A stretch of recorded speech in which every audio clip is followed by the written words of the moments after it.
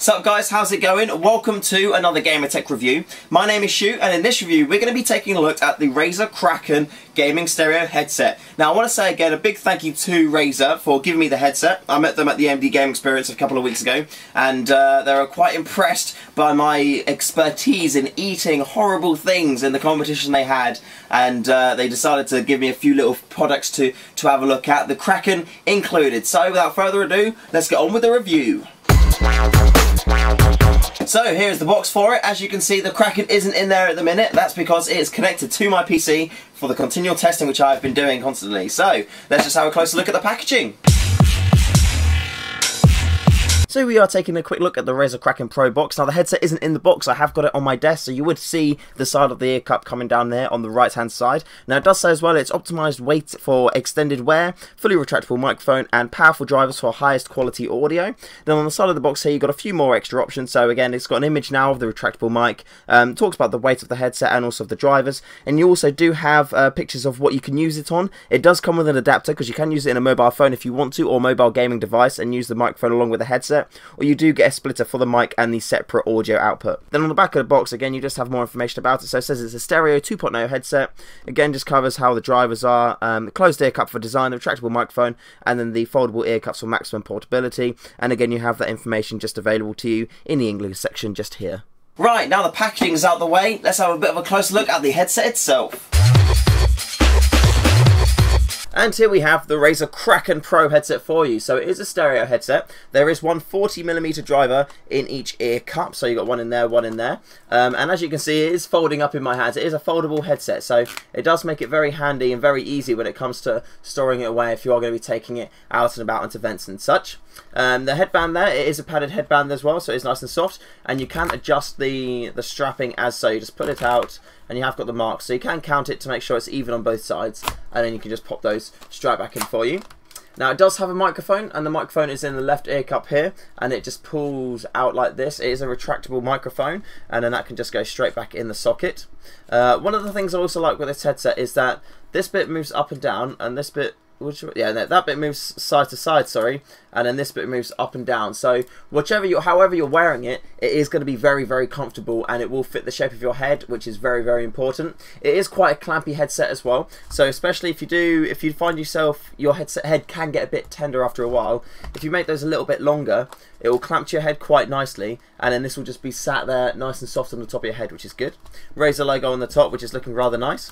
And also in the ear cups you'll see in here, when you put it on, your whole ear is inside there. It's not like some of them say it's so enclosed ear cup, and they're not, like they'll sit on the edge of your ear. Whereas these ones here, your ear fully fits inside there, and it almost creates like the noise cancelling is fantastic. Like it almost creates like a kind of a seal around your head, so it really like kind of gets that volume and sound across to you. And the sound quality, oh my god, it is spot on.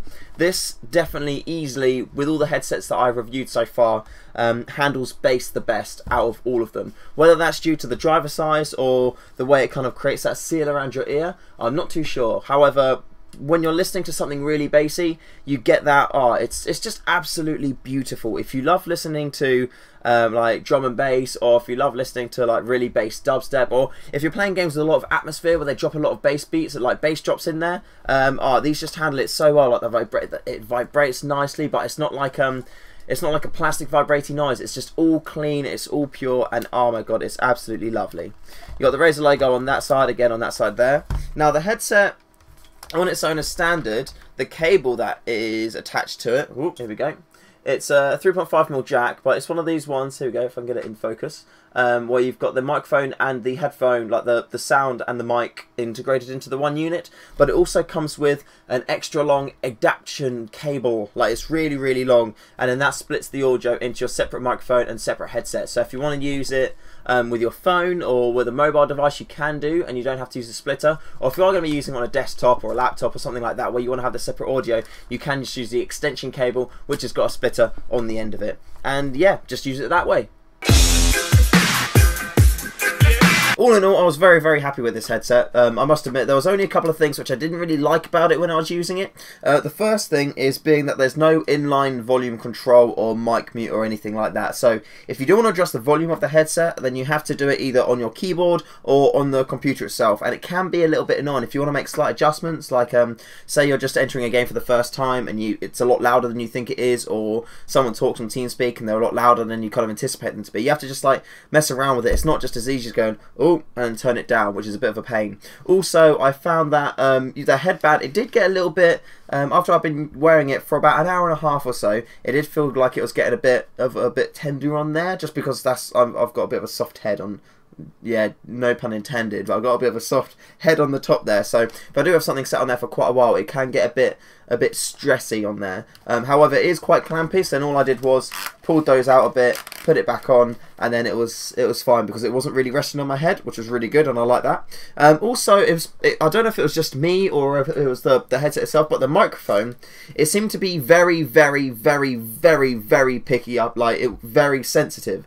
I did mess around with it for quite a while on TeamSpeak to try to not do it, but pretty much every single time I used it on TeamSpeak, it would pick up the sound that was coming out of here.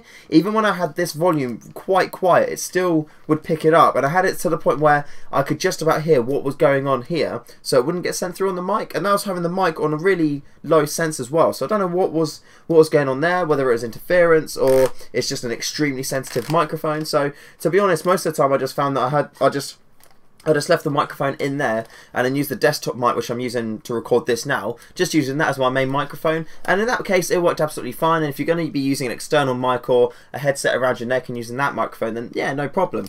But unfortunately I didn't really find that the microphone on this headset worked well altogether, just because it just echoed everything around TeamSpeak constantly. Everything that I heard on here you could hear in TeamSpeak, which is a bit of a pain. But if you're not looking at either using the microphone a lot, or if you're going to be using an external microphone, then I definitely recommend this headset, just because the bass from these earphones, oh my god, it's just the most intense experience I've had. It's definitely the best headset I've ever used, and which handles bass it's just phenomenal. It's absolutely phenomenal. So even though the microphone's not that great and it hasn't got an inline volume control, the way this thing handles bass is beautiful. As soon as you've got all those things set up and you're not worrying about it, like if you're playing single player games, things like that, as soon as you've got the audio sorted out, just enjoy it. Like the bass on it is just absolutely beautiful. It's really comfortable around your ears here. Like that doesn't like get, even though it's quite a clampy headset, it doesn't stress out your head around here. And also because they've got like the two axes which this move on, then it's always going to be comfortable on your head. It's going to go to your head shape, which is